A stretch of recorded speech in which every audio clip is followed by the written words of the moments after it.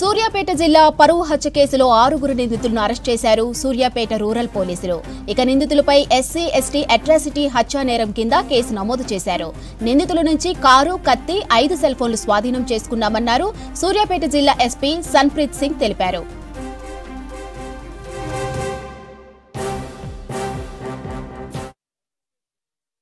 First brother Naveen అని ఇతని మీద 4 కేసెస్ ఉన్నాయి, including 1 attempt to murder case. అన్ని కేసెస్ కూడా కోర్టులో ఉన్నాయి. ఎవరైతే ఫ్రెండ్ ఉన్నాడో A1 కి బైరు మహేష్ అని, ఇతని మీద 9 కేసులు ఉన్నాయి. అట్లాగే వంశీ ఎవరో చిన్న బ్రదర్ ఉన్నాడు, ఇతని మీద 3 కేసులు ఉన్నాయి. దాంట్లో కూడా 1 అటెంప్ట్ టు మర్డర్ ఉంది. ఫాదర్ మీద 2 కేసులు ఉన్నాయి. నానమ్మ మీద కూడా 2 కేసులు ఉన్నాయి. సాయి చరణ్ మీద 1 కేసు ఉంది. అట్లాగే డిసీజ్డ్ మీద కూడా 4 కేసులు ఉన్నాయి. సో ఇది ఇట్లా మేము ఇన్వెస్టిగేషన్ లో ఇప్పుడు 6 ఇప్పటి వరకు పట్టుకోవడం జరిగింది. సో ఇంకా కూడా వీళ్ళతో పాటుగా ఇంకా ఎవరైనా ఇన్వాల్వ్మెంట్ ఉంది, ఎవరైతే ప్లానింగ్ లో ఇన్వాల్వ్ ఉన్నారో, ఇంత ముందు ఎవరైనా వాళ్ళది చిన్నది ఏదైనా పాత్ర ఉన్నా కూడా అది కూడా టోటల్ గా డీటెయిల్ గా దర్యాప్తు ఇప్పుడు చేస్తున్నాము. వాళ్ళది ఎట్లాంటి కూడా రోల్ మాకు వస్తే ఇమీడియట్ గా వాళ్ళని కూడా అరెస్ట్ చేయడం జరుగుతుంది. పబ్లిక్ కి రిక్వెస్ట్ ఉంది, దయచేసి ఇట్లాంటి యాక్టివిటీస్ లో ఎట్టి పరిస్థితుల్లో చేయకండి. ఏదైనా ఇట్లాంటి ప్రాబ్లమ్స్ ఉంటే, అట్లాగే కపుల్స్ కి కూడా ఇంటర్ ఫేత్ మ్యారేజ్ కానీ, inter caste marriage, inter community marriage ఎప్పుడైనా ఇట్లాంటి చేస్తారు, దయచేసి ప్లీజ్ పోలీస్ స్టేషన్ కి రండి. అండ్ మీకు అట్లా డౌట్ ఉంది దట్ మా ఫ్యామిలీ మెంబర్స్ అట్లా ఉన్నారు, దయచేసి అది కూడా మా దృష్టికి తీసుకురండి. So that definitely we can take action accordingly. Telangana రెండో గిరిజన పండుగగా ప్రసిద్ధి చెందిన ఆదిలాబాద్ జిల్లా నాగోబా జాతర వైభవోపేతంగా కొనసాగుతుంది. మెస్రం వంశీయులు నాగోబాకు ప్రత్యేక పూజలు చేస్తున్నారు. ఇక 5 రోజుల పాటు సాగే ఈ జాతరకు నలుమూలల నుంచి భక్తులు తరలి వస్తున్నారు. గిరి ప్రదక్షిణ కోసం సమీప గ్రామాల ప్రజలు, పలు ప్రాంతాల నుంచి గిరిజనులు అధిక సంఖ్యలో వస్తున్నారు. ఇక గిరిజనుల అతిపెద్ద పండుగ నాగోబా పుణ్యక్షేత్రంలో వేడుకలు వైభవోపేతంగా జరుగుతున్నాయి. కోరికలు నెరవేరడంతో నాగోబా జాతరలో మొక్కులు చెల్లిస్తున్నారు భక్తులు. 6 రాష్ట్రాల్లోని గిరిజన భక్తులు నాగోబా దర్శనానికి తరలి వస్తున్నారు. దీంతో నాగోబా ఉత్సవాల్లో భక్తుల రద్దీ పెరుగుతుంది.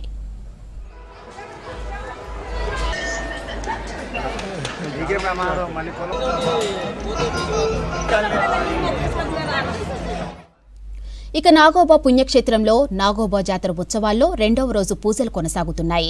2వ రోజు మహాహారతిలో పూజలను ప్రారంభించారు పీఠాధిపతులు.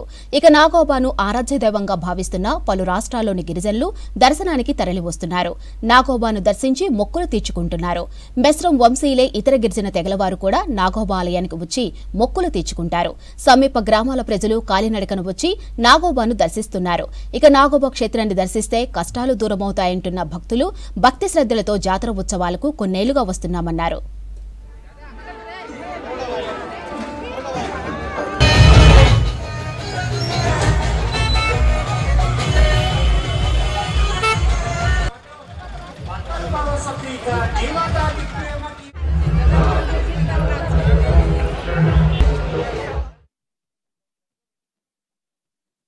గుడి ప్రాంగణం కూడా చాలా బాగా విశాలంగా ఉంది, చాలా బాగుంది.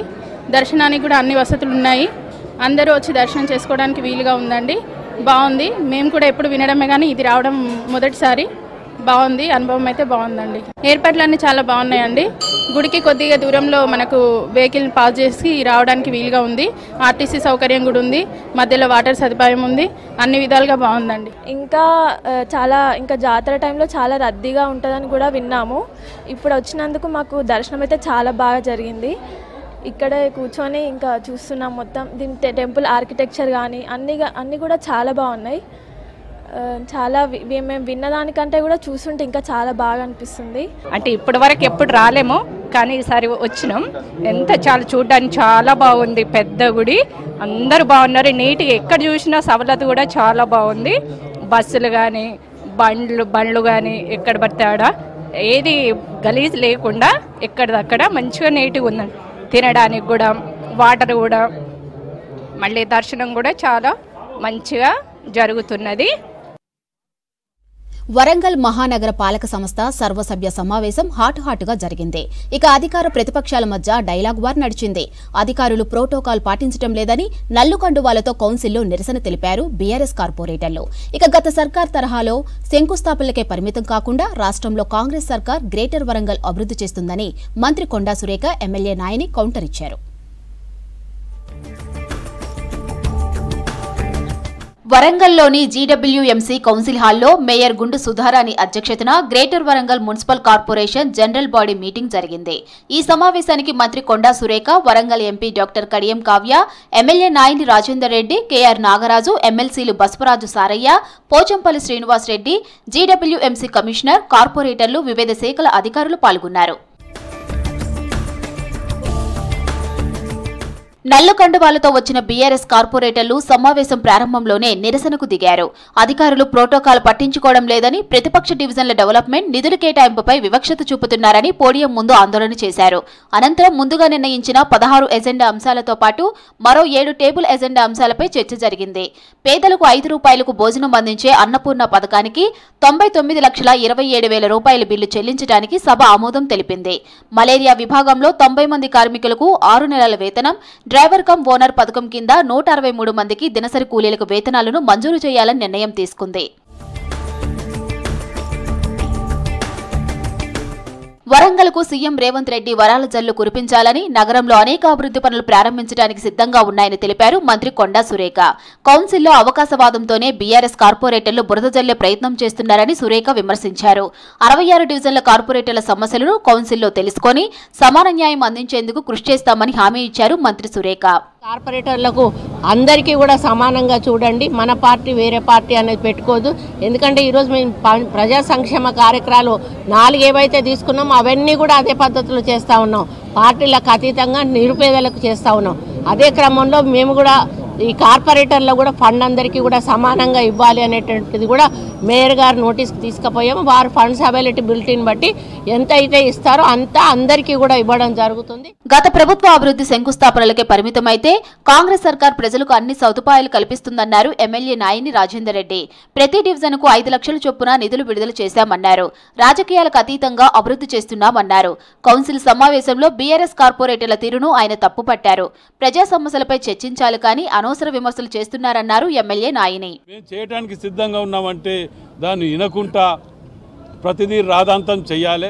ఇక్కడ వచ్చినాం వెళ్ళిపోయినాం అని చెప్పి మేము కూడా మాట్లాడినాం, మమ్మల్ని కూడా మర్చిపోకుండా ప్రజలు ఏదో మాట్లాడినామని చెప్పుకోవటమే తప్ప అభివృద్ధిలో ఇంకా కూడా సలహాలు సూచనలు ఇచ్చే ఆలోచనలకు రాలేకపోతున్నారు. ఏకపక్షంగా కాకుండా రాజకీయాలకు అతీతంగా మాకు అందరూ అవసరమే. అందరికి కూడా అందరి ప్రజల సమస్యలు తీర్చడానికే కార్పొరేషన్ ఉంది కాబట్టి అందరికీ ఇవ్వడానికి సిద్ధంగా ఉన్నామని తెలియజేసుకుంటున్నాం. నిజాం ప్రభుత్వం నాటి ఆజం జాహీ మిల్లు కార్మికుల భవన విషయంలో మాజీ ఎమ్మెల్యే దందాలు చేసి ఫేక్ డాక్యుమెంట్తో విక్రయించారని, ఇప్పుడు అలాంటి ప్రయత్నమే జరుగుతుందని ఎమ్మెల్సీ బసవరాజు సారయ్య ఆరోపించారు. కార్మిక భవనం కూల్చివేసిన అధికారులు ఇతర వ్యక్తులపై చర్యలు తీసుకోవాలని కోరారు. రేవంత్ రెడ్డి ప్రభుత్వాన్ని పొగిడే ఎజెండా తప్ప కౌన్సిల్లో పెద్దగా చర్చ జరగలేదన్నారు బీఆర్ఎస్ ఎమ్మెల్సీ పోచంపల్లి శ్రీనివాస్ రెడ్డి. విలీన గ్రామాల ప్రజలకు ఇందిరమ్మ ఆత్మీయ భరోసా ఇవ్వాలని ఆయన కోరారు. ఈ ఉద్యమం ఇవన్నీ కూడా సబ్ది చెప్పాలని కౌన్సిల్లో అధికారులను మందలించడం జరిగింది. తప్పకుండా చర్య తీసుకోవాలి. చర్య తీసుకుంటే ఏ స్థాయికైనా సరే గౌరవ ముఖ్యమంత్రి గారికి, ఇన్ఛార్జ్ మినిస్టర్ గారికి తీసుకెళ్లి పరిష్కరించడానికి నా వంతు నేను ఈ వరంగల్లో పుట్టి పెరిగినాక నా బాధ్యత ఉంది. దానిపై తప్పకుండా ఖచ్చితంగా నికార్స్గా నిలబడ్డటువంటి మా కార్పొరేటర్లు అందరం కూడా ఈ నగర డెవలప్మెంట్ కోసం, ఈ నగరంలో జరగాల్సిన అభివృద్ధి కోసం, ఇక్కడ రావాల్సిన రైతు కూలీలు కావచ్చు, ఇందిరమ్మ ఇల్లు కావచ్చు, పెన్షన్లు కావచ్చు, ప్రతి దాని మీద నిరంతర పోరాటం ఉంటుందని ఈ సందర్భంగా తెలియజేస్తుంది. వరంగల్ మహానగరానికి కీలకమైన అండర్ గ్రౌండ్ డ్రైనేజీ, వరద నీటి కాలువ, వాటర్ సప్లై తదితర అంశాలపై ప్రాథమిక సర్వే ఆధారంగా రాష్ట్ర ప్రభుత్వం 4,170 కోట్ల పరిపాలనపై ఆమోదం తెలిపింది. గ్రేటర్ వరంగల్లో అభివృద్ధిపై ప్రభుత్వం తీసుకున్న నిర్ణయాన్ని కౌన్సిల్ స్వాగతించింది. ఎమ్మెల్సీ ఎన్నికల కోడ్ రావడంతో సమావేశాన్ని వాయిదా వేశారు.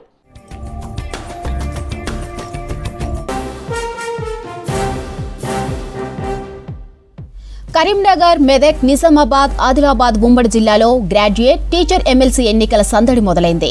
దాదాపు 3,41,000 మంది పట్టభద్రులు, 25,000 మందికి పైగా టీచర్ ఓటర్లు ఉన్నారు. ఇక 4 ఉమ్మడి జిల్లాల పరిధిలో ఎన్నికలు జరుగుతున్నా కరీంనగర్ జిల్లాలోనే ఎక్కువ మంది ఓటర్లు ఉన్నారు. గ్రాడ్యుయేట్ ఎమ్మెల్సీ అభ్యర్థులు ఈ జిల్లాపైనే ఫోకస్ పెంచారు. మరిన్ని వివరాలు వెంకటేష్ అందిస్తారు.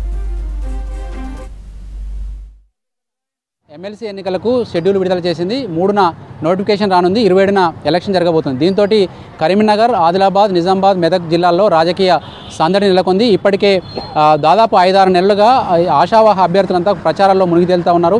ఎమ్మెల్సీ, గ్రాడ్యుయేట్ ఎమ్మెల్సీ, తర్వాత టీచర్ ఎమ్మెల్సీ 2 కూడా ఈ 4 జిల్లాల పరిధిలో జరగబోతున్నాయి. అటు వరంగల్ జిల్లాలో కూడా మరో టీచర్ ఎమ్మెల్సీ జరగబోతుంది. అయితే ఇప్పటివరకు రాజకీయ పార్టీలు వారిగా అభ్యర్థులను ప్రకటించిన పార్టీ కేవలం బీజేపీ మాత్రమే. బీజేపీ తరఫున గ్రాడ్యుయేట్ ఎమ్మెల్సీ అభ్యర్థిగా అంజిరెడ్డిని, తర్వాత టీచర్ ఎమ్మెల్సీ అభ్యర్థిగా కొమరయ్యను అనౌన్స్ చేసింది. కానీ మిగతా ప్రధాన పార్టీలైన కాంగ్రెస్ కానీ బీఆర్ఎస్ కానీ ఇప్పటివరకు అభ్యర్థులను ఖరారు చేయలేదు. దీంతో ఆయా పార్టీల నుంచి పోటీ చేయాలనుకున్న అభ్యర్థులు కూడా చాలా ఉత్సాహంగా పనిచేసుకుంటూ వెళ్తూ ఉన్నారు. ఇక ఒక్కొక్క పార్టీ వారిగా చూస్తే మనకు కరీంనగర్ జిల్లా నుంచే ఎక్కువ మంది ఆశావాహ అభ్యర్థులు ఉన్నట్టుగా కూడా తెలుస్తుంది. ఉమ్మడి కరీంనగర్ జిల్లా నుంచి. అందులో కాంగ్రెస్ పార్టీ టికెట్ ఆశిస్తున్న వారిలో కరీంనగర్లోని ఆల్ఫోర్స్ విద్యా సంస్థల అధినేత నరేందర్ రెడ్డి ఉన్నారు. ఆయన తర్వాత ప్రసన్న హరికృష్ణ కూడా మనకు కాంగ్రెస్ పార్టీ టికెట్ ఆశిస్తున్నారు. నరేందర్ రెడ్డి ఇక్కడ విద్యా సంస్థలు నిర్వహిస్తూ విద్యార్థులు ఆయన దగ్గర చదువుకొని గ్రాడ్యుయేట్లు పూర్తి చేసిన విద్యార్థులతో పాటు వాళ్ళ తల్లిదండ్రుల ఓట్లపై పెద్దగా ఆశలు పెట్టుకొని ముందుకు సాగుతున్నారు. ఇప్పటికే ఆయన ఇటు 4 జిల్లాల పరిధిలో విస్తృతంగా పర్యటిస్తూ ప్రచారాలు సాగిస్తున్నారు. మరొక నేత ప్రసన్న హరికృష్ణ, ఆయన సిరిసిల్ల జిల్లాకు చెందిన వ్యక్తి అయినప్పటికీ కూడా సిద్దిపేట జిల్లాలో లెక్చరర్గా పనిచేసి కేవలం ఎమ్మెల్సీగా పోటీ చేసేందుకు తన ఉద్యోగానికి రాజీనామా చేసి ఆయన కూడా ప్రచారంలో ముందుకు పోతున్నారు. వీరిద్దరితో పాటు మొన్న కరీంనగర్ పార్లమెంటు నుంచి ఎంపీ అభ్యర్థిగా పోటీ చేసిన వెలిచాల రాజేంద్రరావు కూడా టికెట్ ఆశిస్తున్నారు. వీళ్ళంతా కూడా ప్రచారాల్లో ముందుకు సాగుతున్నారు. ఇక బీఆర్ఎస్ తరఫున కనుక తీసుకుంటే బీఆర్ఎస్ ఇప్పటికీ ఇంకా ఎమ్మెల్సీ ఎన్నికల్లో వాళ్ళ పార్టీ తరఫున అభ్యర్థి నిలబెడుతుందా లేదా అన్న డైలమా ఒకవైపు కొనసాగుతూ ఉంటే ఆ పార్టీ తరఫున టికెట్ ఆశిస్తున్న వాళ్ళు మాత్రం ప్రచారాల్లో ముందుకు పోతూ ఉన్నారు. అందులో మాజీ మేయర్, సివిల్ సప్లై కార్పొరేషన్ మాజీ చైర్మన్ రవీందర్ సింగ్ ఈ టికెట్ ఆశిస్తున్నారు, బీఆర్ఎస్ టికెట్ ఆశిస్తున్నారు. ఆయనతో పాటు ఇక్కడ కరీంనగర్ సంబంధించిన ట్రస్మా చైర్మన్ యాదగిరి శేఖర్ రావు కావచ్చు, తర్వాత ఐఎంఏ మాజీ అధ్యక్షుడు బిఎన్ రావు కావచ్చు, వీళ్ళు టికెట్ ఆశిస్తున్నారు. వీళ్ళు కాకుండా ఉస్మాన్ యూనివర్సిటీ విద్యార్థి నేత రాజారాం యాదవ్ కూడా ఈసారి ఎమ్మెల్సీగా పోటీ చేస్తారన్న ప్రచారం కొనసాగుతుంది. ఈ 4 ఎవరో ఒకరికి మరి పార్టీ అధికారికంగా టికెట్ అనౌన్స్ చేస్తుందా లేదా అంటే అసలు పార్టీ పోటీ చేయననుకుంటే మాత్రం వీళ్ళలో రవీందర్ సింగ్ మాత్రం ఖచ్చితంగా ఇండిపెండెంట్గా ఆయన నిలబడి పోటీ చేస్తారని చెప్పి ఆయన ఇప్పటికే చెప్తున్న పరిస్థితి కనిపిస్తుంది. ఇటు కాంగ్రెస్, ఇటు బీఆర్ఎస్తో పాటు బీజేపీ కూడా ఈసారి ప్రతిష్టాత్మకంగా ఈ ఎన్నికలను తీసుకున్నాయి. దీనికి అనుగుణంగా ఆయా ప్రాంతాల్లో వాళ్ళ గ్రాడ్యుయేట్లు ఎక్కడెక్కడ ఉంటారు, ముఖ్యంగా గ్రాడ్యుయేట్స్తో పాటు నిరుద్యోగులను టార్గెట్గా చేసుకొని ఓట్లు అభ్యర్థిస్తున్నారు. ఇప్పటికే అనేక శిబిరాలు ఏర్పాటు చేసి గ్రాడ్యుయేట్ ఓటర్లుగా నమోదు చేసిన పరిస్థితి కనిపిస్తుంది. ఇక లాస్ట్ ఎన్నికలతో పోల్చుకుంటే కరీంనగర్లో మనకు ఎమ్మెల్సీ జీవన్ రెడ్డి ప్రస్తుతం ఉన్నారు. ఆయన పదవీకాలం మార్చి 5తో పూర్తి కాబోతుంది. ఆయన గ్రాడ్యుయేట్ ఎమ్మెల్సీగా ఉన్నప్పుడు కేవలం 1,96,000 మంది ఓటర్లు మాత్రమే ఉండేవాళ్ళు. కానీ ఇప్పుడు ఆ సంఖ్య 3,41,300 పైచిలకు ఓటర్లకు పెరిగింది. అంటే దాదాపు 40-45% దాకా మనకు ఓటర్లు పెరిగారు. అందులో ఈ మొత్తం 3,41,000 ఓటర్లలో ఉమ్మడి కరీంనగర్ జిల్లా నుంచే 1,65,000 మంది ఓటర్లు ఉన్నారు. అంటే దాదాపు 45% ఓటర్లు ఒక కరీంనగర్లోనే ఉన్నారు. అందుకే నాయకులు కూడా కరీంనగర్ కేంద్రంగా కరీంనగర్ జిల్లాను టార్గెట్గా చేసుకొని ప్రచారాలు కొనసాగిస్తున్నారు. మరొక వైపు టీచర్ ఎమ్మెల్సీకి కూడా దాదాపు 25,000 పైచిలకు ఓట్లు ఉన్నాయి. వాళ్ళు ఈ 4 జిల్లాల పరిధిలో విస్తరించున్నారు. టీచర్ ఎమ్మెల్సీ కోసం మన కరీంనగర్ నుంచి మానేరు విద్యా సంస్థల చైర్మన్ అనంతరెడ్డి బీజేపీ టికెట్ కోసం ప్రయత్నించారు. కానీ బీజేపీ టికెట్ మరొకరికి దక్కడంతో ఆయన ఇండిపెండెంట్గా పోటీ చేసేందుకు సిద్ధమవుతున్నారు. అయితే టీచర్ ఎమ్మెల్సీగా ప్రస్తుతం ఉన్న రఘోత్తమ్ రెడ్డి గతంలో ఇక్కడ నుంచి గెలిచారు.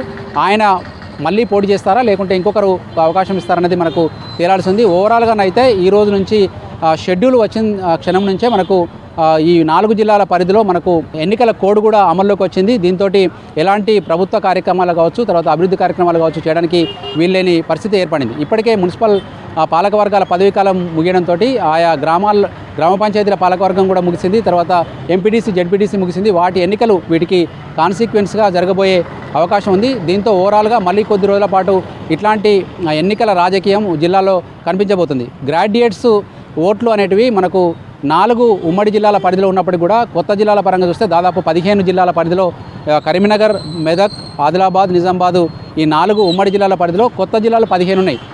మొత్తం రాష్ట్రం మొత్తం 33 జిల్లాలు ఉంటే దాదాపు 15 జిల్లాల ఓటర్లు అంటే చదువుకున్న పట్టభద్రులు కావచ్చు, టీచర్లు కావచ్చు ఇక్కడ మనకు ఎన్నికల్లో తమ ఓటును వేయబోతున్నారు. ఇది కొంత రాజకీయ పార్టీలకు కూడా ఒక ప్రతిష్టాత్మకంగా తీసుకునే అవకాశం ఉంది. ఎందుకంటే గ్రాడ్యుయేట్లు చదువుకున్న వాళ్ళు ఎట్లాంటి తీర్పునియబోతున్నారు, వాళ్ళ ఆలోచన ఎట్లా ఉంది అనేది ప్రభుత్వ పనితీరు కావచ్చు, లేకుంటే ప్రతిపక్షాల పనితీరు కావచ్చు, ఒక అద్దం పట్టే అవకాశం ఉంది. దీంతో అన్ని పార్టీలు కూడా దీన్ని చాలా ప్రతిష్టాత్మకంగా తీసుకొని ప్రచారం చేయబోతున్నారు.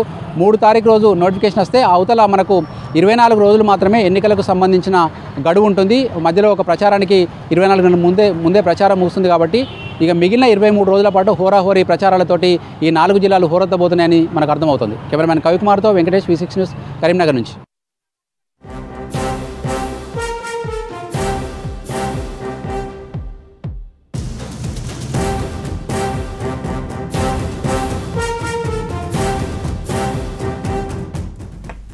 ఇక నల్గొండ, ఖమ్మం, వరంగల్ ఉపాధ్యాయ ఎమ్మెల్సీ ఎన్నికల ప్రచారం జోరందుకుంటుంది.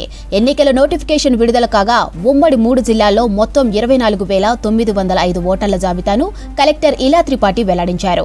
టీఎస్ యూటీఎఫ్ నుంచి ప్రస్తుత ఎమ్మెల్సీ అలుగుబెల్లి నర్సిరెడ్డి మరోసారి పోటీలో ఉన్నారు. పీఆర్టీయూ టీజీ నుంచి హర్షవర్ధన్ రెడ్డి, ఇక బీజేపీ అనుబంధ ఉపాధ్యాయ సంఘం నుంచి సర్వోత్తం రెడ్డితో పాటు మరికొంతమంది అభ్యర్థులు పోటీలో ఉండనున్నారు. పోలింగ్ కేంద్రాల సంఖ్య కూడా గతంలో 181 ఉండగా ఈసారి 200 పెరిగింది. ఉమ్మడి నల్గొండ, ఖమ్మం, వరంగల్ ఉపాధ్యాయ ఎమ్మెల్సీ ఎన్నికల ప్రచారం అప్డేట్స్ మా రిపోర్టర్ శేఖర్ అందిస్తారు.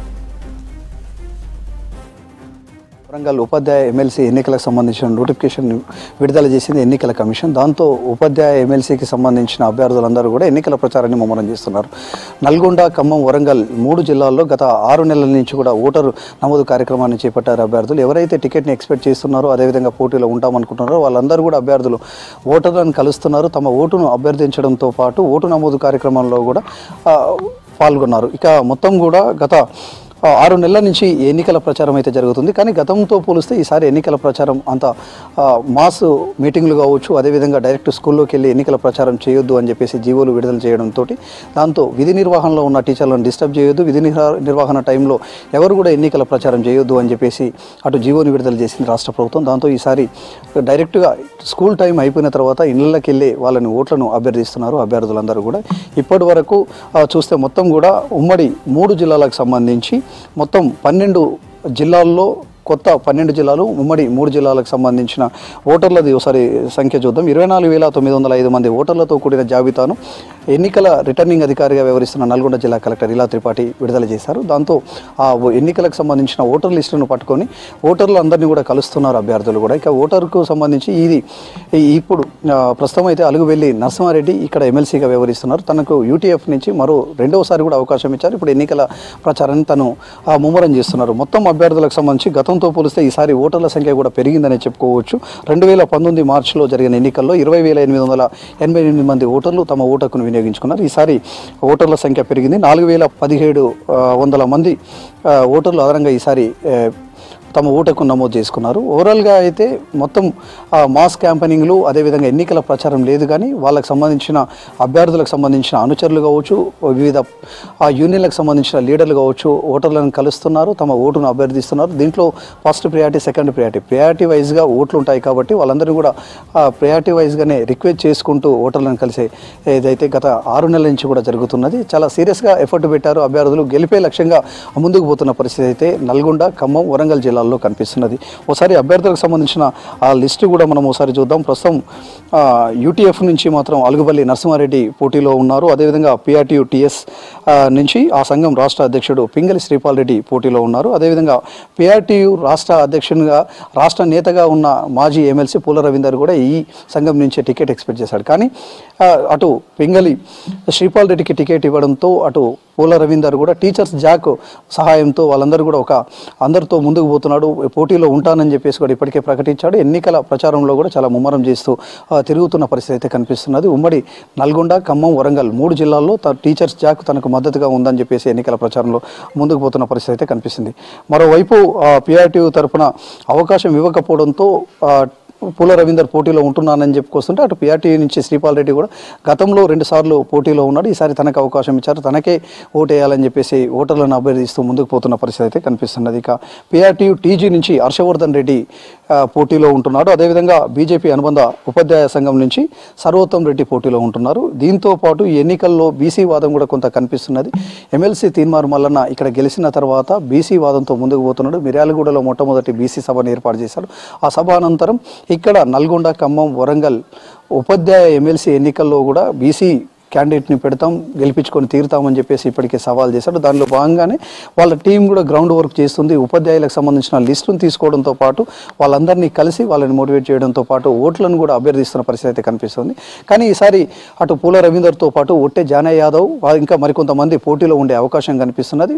చాలామంది బీసీ నేతలు కూడా ఈసారి ఉపాధ్యాయ ఎమ్మెల్సీలో పోటీలో ఉండే అవకాశం అయితే కనిపిస్తున్నది. వాళ్ళందరికీ మద్దతు పలికే విషయంలో తీన్మార్ మల్లన్న మొత్తం కూడా 24,000కు పైచిలకు ఉన్న ఓటర్లందరికీ కూడా టెలికాన్ఫరెన్స్ పెట్టి వాళ్ళందరి అభిప్రాయాలను తీసుకున్న తర్వాత first priority, second priority, third priority వైజ్గా అందరినీ కూడా పోటీలో ఉంచి వాళ్ళందరినీ కూడా ఓట్లు అభ్యర్థించి వాళ్ళకు ఓట్లు వేయాల్సిందిగా ఎన్నికల ప్రచారం చేసే అవకాశం అయితే కనిపిస్తున్నది. మొత్తానికి గతంతో పోలిస్తే ఈసారి ఎన్నికల అడావిడి కనిపించడం లేదు, కానీ మొత్తం కూడా సోషల్ మీడియా వేదికగానే ఈ ఎన్నికల ప్రచారం అయితే జరుగుతుంది. మరోవైపు ఈసారి రాజకీయ రంగు కూడా పులుముకుందని చెప్పుకోవచ్చు. వివిధ పార్టీలకు సంబంధించిన నేతలు కూడా ఇండైరెక్ట్గా వాళ్ళకు సంబంధించిన అభ్యర్థులను గెలిపించుకోవాలనే ఉద్దేశంతో ఎన్నికల ప్రచారం చేస్తున్న పరిస్థితి అయితే కనిపిస్తున్నది. మరోవైపు అందరూ కూడా అభ్యర్థులు, వాళ్ళ అనుచరులు ఈ ఓట్లు ప్రతి ఓటు చాలా కీలకంగా పరిగణిస్తూ ముందుకు పోతూ ఎన్నికల ప్రచారం అయితే చేస్తున్నారు. ఓవరాల్గా నల్గొండ, ఖమ్మం, వరంగల్ ఉపాధ్యాయ ఎమ్మెల్సీ ఎన్నికలకు సంబంధించిన హడావిడి కనిపిస్తున్నది. ఇక నోటిఫికేషన్ రావడంతో ఈసారి ఇంకా స్పీడప్ పెంచే అవకాశం అయితే కనిపిస్తున్నది. టీచర్స్ కూడా ఈసారి ఆచితూచి ఓట్లు వేయాలనే ఆలోచనలో ఉన్నట్లు కూడా కనిపిస్తున్నది. గతంలో అభ్యర్థులకు సంబంధించి కావచ్చు, ఇప్పుడున్న అభ్యర్థులు ఎవరైతే పోటీలో ఉన్నారో వాళ్ళందరికీ కూడా వాళ్ళ మధ్య వ్యత్యాసాలు, అదేవిధంగా ఎవరు బెస్ట్ అనే దాని మీద పూర్తిగా సమాచారం తీసుకున్న తర్వాత అభ్యర్థిని చూసిన తర్వాతనే వాళ్ళు ఓట్లేసే అవకాశం అయితే కనిపిస్తున్నాయి. దాంతో నల్గొండ, ఖమ్మం, వరంగల్ ఉపాధ్యాయ ఎమ్మెల్సీ ఎన్నికలు చాలా కీలకంగా మారున్నాయని చెప్పుకోవచ్చు. మరోవైపు కొంత రసవత్తకరమైన వాతావరణం ఇక్కడ కనిపిస్తుందని చెప్పుకోవచ్చు. ఇది ఉపాధ్యాయ ఎమ్మెల్సీ ఎన్నికలకు సంబంధించిన అప్డేట్. కెమెరా పర్సన్ రఘుతో శేఖర్, V6 న్యూస్, నల్గొండ జిల్లా. సిద్దిపేట జిల్లా దుబ్బాక మున్సిపల్ ధర్మాజిపేటలో మహాశక్తి అమ్మవారి ఆలయంలో అరుదైన ఘటన చోటు చేసుకుంది. ఆలయ ఆవరణలో ఉన్న వేప చెట్టుకు 5 ఏళ్లకు ఒకసారి పడే కళ్ళు ఈ సంవత్సరం పట్టంతో భక్తులు క్యూ కట్టారు. 100 ఏళ్ల చరిత్రున్న ఈ వేప చెట్టుకు వచ్చే కళ్ళు తాగడం వల్ల అనారోగ్య సమస్యలు దూరమవుతాయని భక్తుల ప్రగాఢ విశ్వాసం. ఇక అమ్మవారిని దర్శించుకొని కళ్ళు తాగేందుకు చుట్టుప్రక్కల గ్రామాల నుంచి ప్రజలు తరలివస్తున్నారు.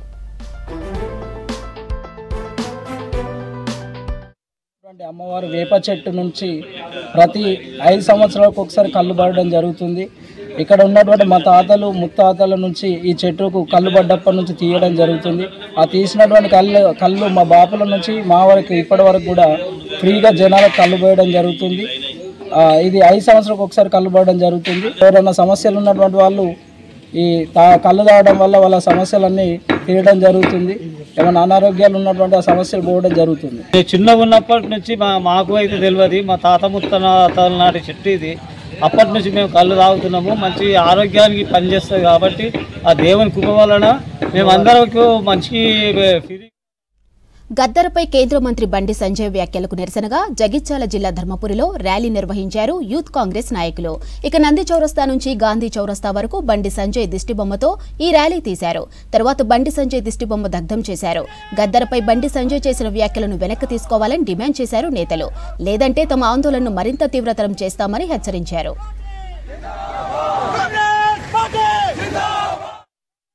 మంత్రి బండి సంజయ్ గారు ప్రజా యుద్ధనైనటువంటి తెలంగాణ ఉద్యమంలో కీలక పాత్ర పోషించిన గద్దర్ గారిపై అనుచిత వ్యాఖ్యలు చేయడం చాలా తప్పు. అందుకోసం ఆయన దిష్టిబొమ్మ దానం చేయడం జరిగింది. అందరిని అవమానించే పరంగా చేస్తాడు. ఇలాగే బండి సంజయ్ ఇట్లా చేస్తే తెలంగాణలో ఎక్కడ కూడా తిరగనీయకుండా నేను అడ్డుకుంటామని చెప్పేసి చేస్తున్నాము. ఇంకోసారి ఇందిరమ్మ ఇళ్ల పైన పేరు పెట్టనేమని చెప్పి ప్రతి కాంగ్రెస్ పార్టీ కార్యకర్తలను వాళ్ళ మీద యుద్ధ మరియు గద్దరన్నను అట్లా అవమానించక ఇంకోసారి అవమానిస్తే క్షమాపణ చెప్పాలని కోరుకుంటున్నాం. యూత్ కాంగ్రెస్ శతాబ్దున్నర కాలంగా ఎంతో మంది మేధావులను అందించిన సర్కారు బడి అది. ఐకమత్యానికి ప్రతీకగా నిలిచిన ఈ గ్రామం స్టూడెంట్స్ కు చదువుతో పాటు మంచి డిసిప్లిన్ కూడా నేర్పించింది. ఎంతో మంది విద్యార్థులను మేధావులుగా తీర్చిదిద్ది అక్షర ప్రస్థానంలో 150 ఏళ్లు పూర్తి చేసుకుంది. ఈ సందర్భంగా 31న జరిగిన సంబరాలకు సీఎం రేవంత్ హాజరవుతున్నారు.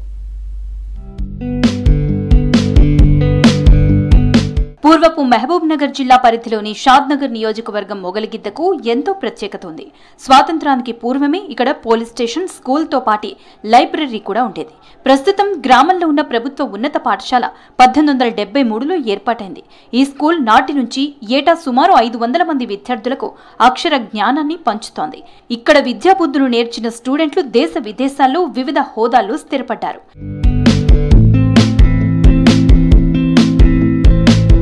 మొగలిగిద్ద గ్రామ ఐకమత్యానికి ప్రతీకగా నాటి పాలకులు గుర్తించారు. ఆ తర్వాత గ్రామంలో విద్యాపరంగా అభివృద్ధి జరగాలనే ఆలోచనతో స్కూల్ ఏర్పాటు చేశారు. మొదట్లో ఉర్దూ మీడియం ఉండగా తర్వాత తెలుగు మీడియానికి విస్తరించింది. పాఠశాల ఏర్పాటై 150 ఏళ్లు గడిచిన క్రమశిక్షణ, విద్యా బోధనలు ఈ పాఠశాల ప్రత్యేకతను చాటుకుంటోంది.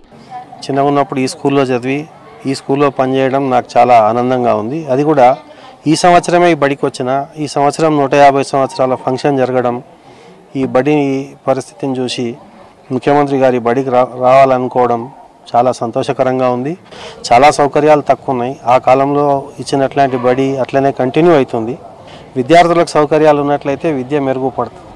ఇప్పుడు మళ్ళా ప్రస్తుతం మాకు కనుక హాస్టల్స్ ఇచ్చినట్లయితే మంచి ఉపాధ్యాయులు ఉన్నారు, విద్యార్థులకు అంకిత భావంతో సేవ చేసే ఉపాధ్యాయులు ఉన్నాయి. ఈ బడి మళ్ళీ పునర్వైభవం సంతరించుకుంటున్న దాంట్లో ఎట్లాంటి సందేహాలు లేవు. ఉర్దూ మీడియం పాఠశాలతో ప్రారంభమై ప్రస్తుతము 3 మాధ్యమాలలో నడుస్తూ ఉంది. ఉర్దూ మీడియము, ఇంగ్లీష్ మీడియము మరియు తెలుగు మీడియంలో మరి 34 మంది ఉపాధ్యాయులతో ప్రస్తుతము పాఠశాల విజయవంతంగా నడిపిస్తున్నాము. మరి అతి ప్రాచీనమైన పాఠశాల కాబట్టి ఉన్న వసతులన్నీ చాలా అంటే కూలిపోయే స్థితిలో ఉన్నందుకు మరి ముఖ్యమంత్రి గారు మా పాఠశాలకు విచ్చేసి మొత్తం పాఠశాలను కొత్త భవనం ఇవ్వడానికి చాలా సంతోషము. 1873లో ఉర్దూ మీడియంతో ప్రారంభించబడి ఆ తర్వాత 1883 సంవత్సరంలో తెలుగు మీడియం మరియు ఉర్దూ మీడియం కలిపి ఇప్పటి వరకు కంటిన్యూగా రన్ చేయబడుతూ 2009లో ఈ పాఠశాలను ఇంగ్లీష్ మీడియంగా కూడా అప్గ్రేడ్ చేయడం జరుగుతుంది. ప్రస్తుతం మా పాఠశాలలో Urdu medium, Telugu medium, English medium 3 మీడియంలకు సంబంధించిన విద్యార్థులు మా పాఠశాలలో చదువుతున్నారు. స్వాతంత్రానికి పూర్వం ఈ పోలీస్ స్టేషన్ కి పరిధిలో 140 గ్రామాలుండేవి.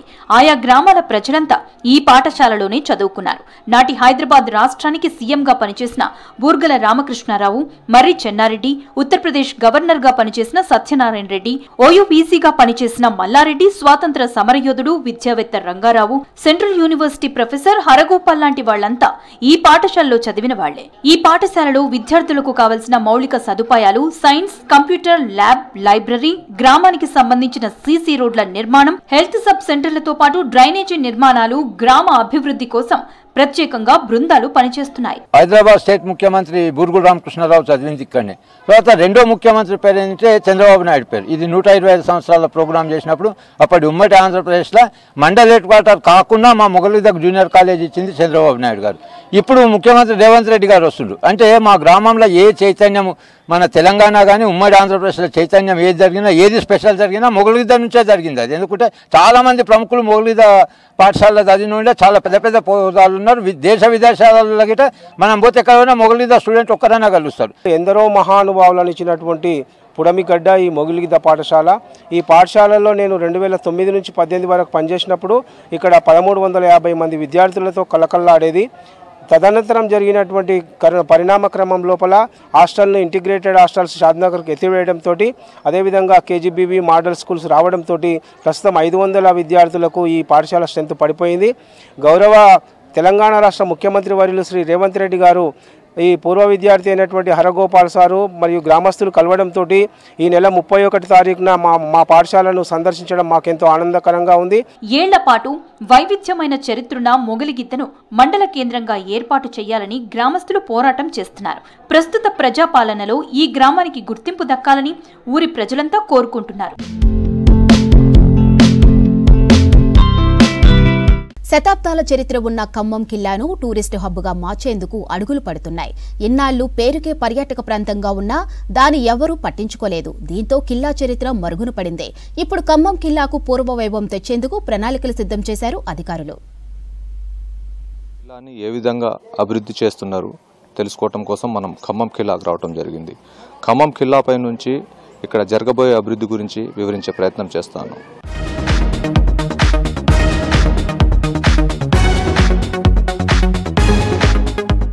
ఖమ్మం కిల్లాకు శతాబ్దాల చరిత్ర ఉంది. అలాగే కిల్లాపై దశాబ్దాల నిర్లక్ష్యం కూడా ఉంది. పెద్ద పెద్ద బండరాళ్లను గోడలుగా మార్చి శత్రు దుర్భేద్యంగా నిర్మించిన కోట బీటలు వారింది. ఒక్కో రాయి కింద పడుతూ శిథిలావస్థకు చేరింది. అవకాశం ఉన్నా అభివృద్ధి చేయకపోవడంతో చరిత్ర కుంటుపడింది. ఖమ్మం కిల్లా 1085 ఘన చరిత్రకు సజీవ సాక్ష్యంగా నిలిచి కీర్తి ప్రతిష్టలను దశ దశలా చాటింది.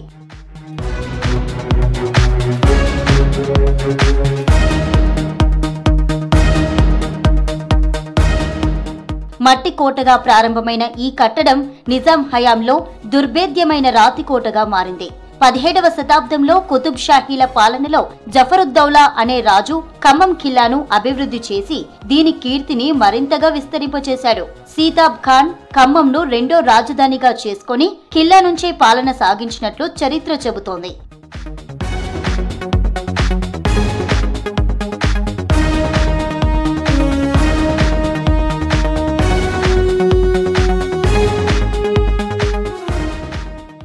ఆ తర్వాత 1516లో సీతాబ్ ఖాన్ కుతుబ్ షాహీని ఓడించి కిల్లాను స్వాధీనం చేసుకున్నాడు. ఆపై 1716 నుండి 1808 వరకు జాఫర్ ఉద్దౌలా నేతృత్వాన దీని పర్యవేక్షణ కొనసాగింది. నిజాం కాలం వరకు దీనిని వేదికగా చేసుకుని పాలన సాగించడం విశేషం. ఎత్తైన కొండపై ఆ కాలంలోనే కిల్లాను నిర్మించగా ఇందుకోసం అప్పట్లోనే గ్రానైట్ రాయి వాడినట్లు ఆనవాళ్లున్నాయి. रोपवे का भी एक वो लोग कोशिश कर रहे हैं, पूरा किला चढ़ के जो है सो पूरा शहर को देख सकते हैं। ये पूरा दुनिया में से मशहूर होता है, जैसा कि आगरा में ताजमहल बनकर कैसा दुनिया को बड़ा एक नमूना बन गया, वैसा नमूना बनाने के इरादे से ये हुकूमत आगे बढ़ने की कोशिश कर रही है. 4 చదరపు కిలోమీటర్ల వైశాల్యంలో ఉన్న కిల్లాకు 12 దర్వాజలున్నాయి. శత్రుమూకలను ముందే గుర్తించడానికి కిల్లాపై 4 బురుజులు ఏర్పాటు చేశారు. మొత్తం 10 బురుజులున్నాయి. ఈ కిల్లా నిర్మాణ డిజైన్ ను ఫ్రెంచ్ ఆర్కిటెక్ట్ రూపొందించినట్టు చరిత్రకారులు చెబుతున్నారు. శత్రువులు కిల్లాలోకి ప్రవేశించకుండా ప్రత్యేకమైన ఏర్పాటుతో నిర్మాణాన్ని చేశారు. గతంలో ఈ కిల్లాకు మెట్లుండేవి కావు. దీంతో ఎటు నుంచి శత్రువులు లోపలికి రావాలన్నా దారి దొరికేది కాదు. కిల్లాపైకి ఎక్కేందుకు పైనుంచి నిచ్చెన వంటి ఏర్పాటు ఉండేదని చరిత్ర చెబుతోంది.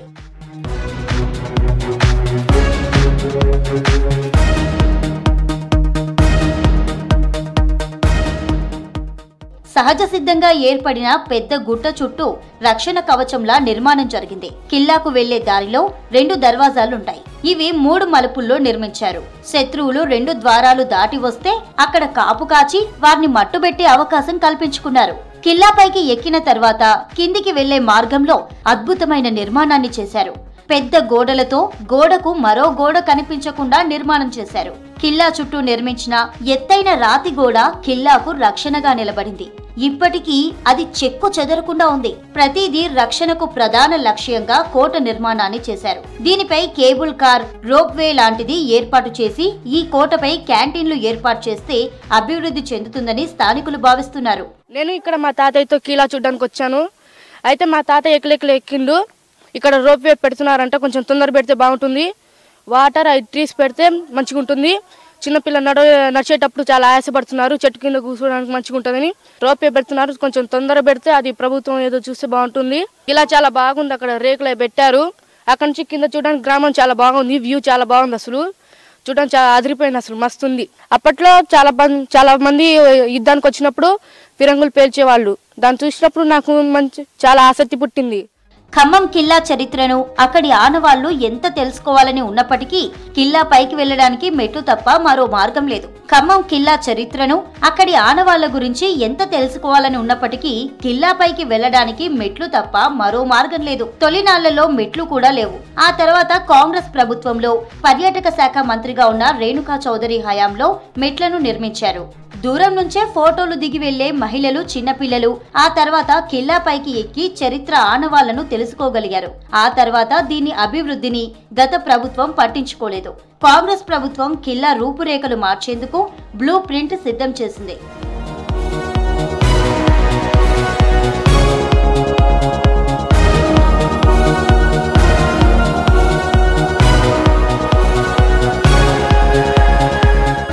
మంత్రి తుమ్మల నాగేశ్వరరావు సూచనలతో రాష్ట్ర పర్యాటక శాఖ అధికారులు పరిశీలించి రోప్వే నిర్మాణానికి కార్యాచరణను రూపొందించారు. చరిత్ర కలిగిన పాలకుల కోటను ప్రస్తుతం పర్యాటకుల వేదికగా మార్చేందుకు ప్రయత్నాలు ముమ్మరమయ్యాయి.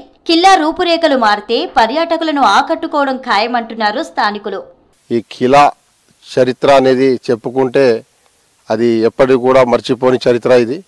దీనికి కూడా గతంలో కూడా రేణుకా చౌదరి గారు అభివృద్ధి చేస్తా అని చెప్పి కొన్ని నిధులు తెచ్చి కొంత మాత్రం చేసి వదిలిపెట్టేశారు. దాని తర్వాత ప్రభుత్వాలు మారినాయి. మళ్ళీ ఇప్పుడు వచ్చిన ప్రభుత్వం కాంగ్రెస్ కూడా దీనికి రోప్వే లాగా చేసేసి బ్రహ్మాండంగా ఒక తెలంగాణ రాష్ట్రంలోనే కాదు యావత్ భారతదేశంలో ఒక మంచి పర్యాటక రంగంగా దీన్ని తీర్చిదిద్దాలనే సంకల్పంతో ఉన్నారు. చిన్నపిల్లలైనా పెద్దోళ్ళు రావడానికైనా కూర్చోడానికైనా ఎండ ఉండకుండా పైన కొంచెం అవకాశం మంచిగా నీడ ఉండేటట్టు అవకాశం చేయండి. బాగా చాలా అవకాశం ఉంటుంది చూడ్డానికి కూడా. దయచేసి పెద్దోళ్ళు ఎవరు చేస్తుర్రో పని తొందరగా చేయాలని కోరుకుంటున్నాను.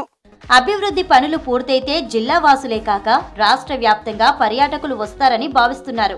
రోప్వే ద్వారా బ్యాటరీ కార్లలో కిల్లాపైకి చేర్చడమే కాక అక్కడ పిల్లలు పెద్దల వినోదం విజ్ఞానాన్ని సైతం అందుబాటులోకి తీసుకొచ్చేలా ప్లాన్ రెడీ చేశారు. అమ్యూజ్మెంట్ పార్క్, మినీ థియేటర్లు, షాపింగ్ మాల్స్ నిర్మించడంతో పాటు వాటర్ ఫౌంటైన్లు ఏర్పాటు చేయాలని ప్రతిపాదనలున్నాయి. అభివృద్ధి పనులకు దాదాపు 29 కోట్ల వ్యయం అవుతుందని అంచనా వేశారు. ఇప్పటికే కోటలో ఉన్న జాఫర్ బౌలిని అభివృద్ధి చేస్తున్నారు. పాడుబడ్డ బావిని అందంగా తీర్చిదిద్దుతున్నారు. ఆధునీకరణలో భాగంగా ఇక్కడికి టూరిస్టులను ఆకట్టుకోవడం కోసం దీన్ని ఆధునీకరించారు. దీని ద్వారా ఎంతో పాడుబడ్డ బావిలాగా లేకపోతే అసలు నిర్మానుష్య ప్రదేశంగా ఉండే ఈ ప్రాంతం ఇప్పుడు కొత్త అందాలను సంతరించుకుంది. దీనికి దాదాపుగా 2 కోట్ల వరకు నిధులను ఖర్చు పెట్టి ఇక్కడ లైటింగ్ లాంటిది, ఎల్ఈడి లాంటి సీసీ కెమెరాలు అన్నిటిని ఏర్పాటు చేసి దూర ప్రాంతాల నుంచి వచ్చే పర్యాటకులను ఆకట్టుకోవటం కోసం ప్రభుత్వం తీవ్రంగా కృషి చేస్తుందని చెప్పడానికి ఇది ఒక ఉదాహరణ. ఈ పనిని ప్రారంభించారు. ఈ పని ప్రారంభమై కాంగ్రెస్ ప్రభుత్వం ఏర్పడిన వెంటనే ఈ పని అనేది ప్రారంభమైంది. దీని ద్వారా అనేక మంది పర్యాటకులకు ఇది ఇప్పటికే ఆకర్షణగా ఉంది. ఖమ్మం కిల్లా చుట్టూ అన్ని వైపులా భారీగా కబ్జాలు జరిగాయి. రాతి గోడకు అవతల అనేక మంది కిల్లా రాతిని తొలచి నిర్మాణాలు చేపట్టారు. వాటిని తొలగించాల్సిన అవసరం ఉంది. చరిత్రకు సాక్ష్యంగా నిలవాల్సిన కిల్లా ఆక్రమణలపై దృష్టి కేంద్రీకరించి చరిత్రను సజీవంగా ఉంచాల్సిన బాధ్యత పాలకులపై ఉంది. దీనిని టూరిజం హబ్గా మార్చాలని చెప్పేసి ప్రభుత్వం అధికారులు తీవ్రంగా కృషి చేస్తూ ఉన్నారు. ఒకవేళ ఇది పర్యాటక రంగంగా అభివృద్ధి చెందినట్లయితే లక్షల రూపాయల ఆదాయం ప్రతిరోజు వచ్చే అవకాశం కనిపిస్తూ ఉంది. ఈ పనులు త్వరతగిన పూర్తి చేసి ప్రభుత్వానికి ఆదాయాన్ని సమకూర్చే విధంగా అధికారులు తోడ్పాటును అందించాలని చెప్పేసి ప్రజానికం కోరుతా ఉంది. వీడియో జర్నలిస్ట్ షర్షత్తో కదీర్, V6 న్యూస్, ఖమ్మం. కామారెడ్డి జిల్లా లింగంపేట ఎస్ఐ సుధాకర్ను పట్టుకున్నారు ఏసీబీ అధికారులు. వాహనాల అమ్మకాలు, కొనుగోలు చేసే వ్యాపారి నుంచి 12,000 లంచం డిమాండ్ చేశాడు ఎస్ఐ సుధాకర్. దీంతో బాధితుడు ఏసీబీకి కంప్లైంట్ చేశాడు. నిజామాబాద్ జిల్లా కేంద్రంలోని హనుమాన్ జంక్షన్ దగ్గర బాధితుడి నుంచి 12,000 లంచం తీసుకుంటూ ఉండగా ఎస్ఐ సుధాకర్ను రెడీ హ్యాండెడ్గా పట్టుకున్నారు ఏసీబీ అధికారులు.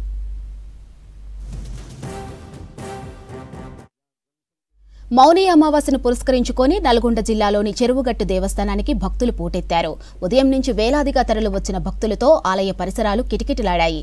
ఇక ఆలయంలో పెద్ద ఎత్తున బారులు తీరిన భక్తులు స్వామివారిని దర్శించుకొని మొక్కులు చెల్లించుకుంటున్నారు. భక్తులకు ఎలాంటి ఇబ్బందులు లేకుండా అన్ని ఏర్పాట్లు చేశారు ఆలయ అధికారులు. ఇక అమావాస్య రోజు స్వామివారి సన్నిధిలో నిద్ర చేస్తే కోరిన కోరికలు తీరుతాయని విశ్వసిస్తారు భక్తులు. ప్రతి అమావాస్యకు 1,00,000కు పైగా భక్తులు ఇక్కడికి వచ్చి నిద్ర చేస్తారని చెబుతున్నారు ఆలయ అధికారులు. భక్తుల రద్దీ కారణంగా సీసీ కెమెరాలు ఏర్పాటు చేసి పర్యవేక్షిస్తున్నారు అధికారులు. అవాంఛనీయ సంఘటనలు జరగకుండా ఆలయ పరిసరాల్లో గట్టి బందోబస్తును ఏర్పాటు చేశారు పోలీసులు.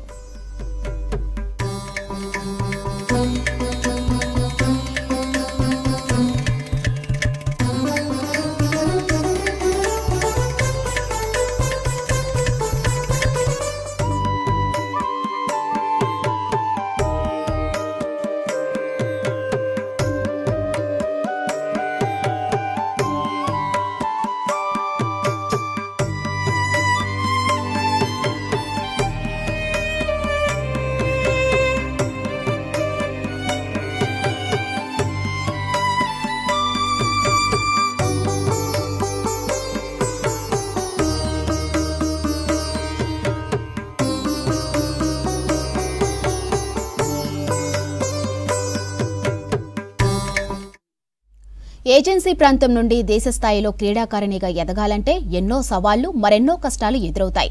వాటన్నింటినీ భరించి ప్రపంచ స్థాయిలో జరిగిన మహిళా T20 కప్ పోటీలో అదరహో అనిపించింది. తన ఆట తీరుతో దేశవ్యాప్తంగా ప్రశంసలు అందుకుంటున్న త్రిష్పై స్పెషల్ స్టోరీ.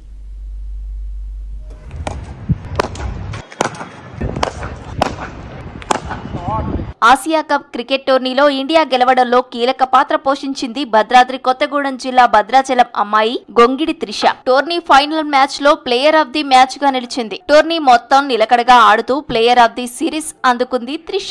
అండర్-19 భారత మహిళా టీంలో ఆడుతూ మహిళా వరల్డ్ T20 కప్ లోనూ అద్భుత ఆటతో క్రికెట్ అభిమానులను అబ్బురపరిచింది. స్కాట్లాండ్ జట్టుతో జరిగిన మ్యాచ్ లో 59 బంతుల్లో 13 ఫోర్లు 4 సిక్స్లతో 110 రన్స్ చేయడంతో T20 మహిళా వరల్డ్ కప్ లో సెంచరీ చేసిన తొలి ప్లేయర్ గా చరిత్ర సృష్టించింది.